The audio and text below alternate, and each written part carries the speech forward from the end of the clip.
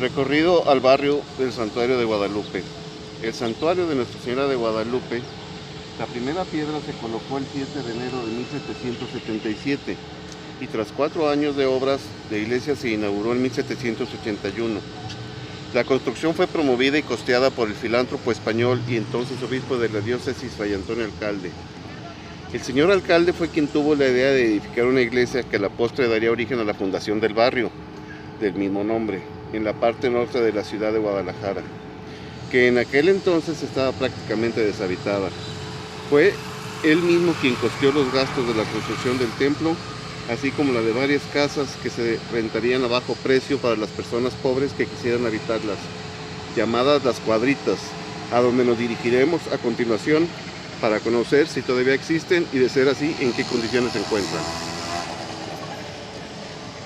Cuadritas. Este recinto se encuentra en la avenida Alcalde 576 y es el último que se conserva de lo que llegaron a ser las 158 viviendas que Fray Antonio Alcalde ordenó construir en el barrio del Santuario. Era un complejo de 16 manzanas conocidas como las Cuadritas. Desde su inicio se concentró una población de poco menos de 600 personas. Eran familias de escasos recursos que venían acompañadas por internos del viejo hospital civil y pagaron rentas muy económicas por su hospedaje. La construcción de la vecindad comenzó en 1787 y terminó en 1790.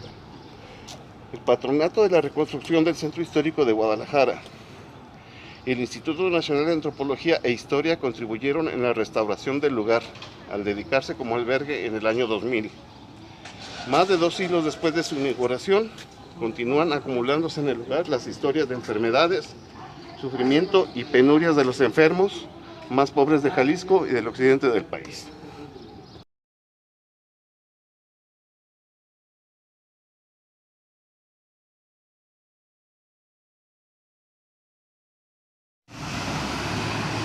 Palacio Federal de Guadalajara y Beaterio de Santa Clara.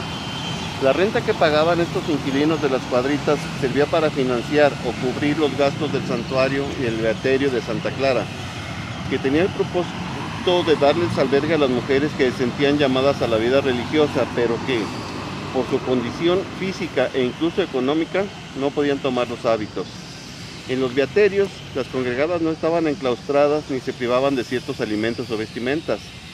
Algunas de ellas eran mujeres enfermas o ancianas, pero de comprobada rectitud y devoción, pero también albergaban a otras que hacían la labor de maestras de las niñas.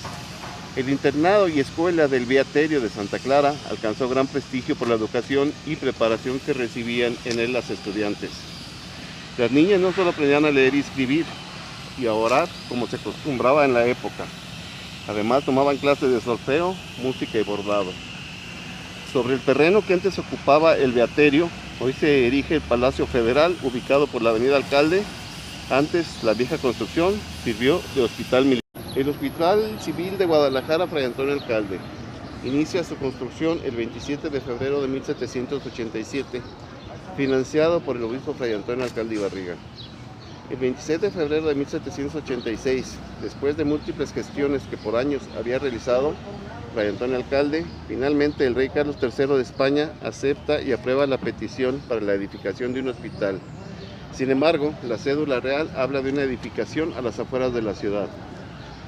En la petición original también se determinó la construcción de una iglesia adjunta para la atención de las religiosas y de un camposanto. Anterior a esto, la ciudad ya contaba con un hospital que era atendido por los juaninos. Se localizaba donde actualmente se encuentra el Mercado Corona. Sin embargo, sus dimensiones eran pequeñas y no se podía hospitalizar a más de 10 personas.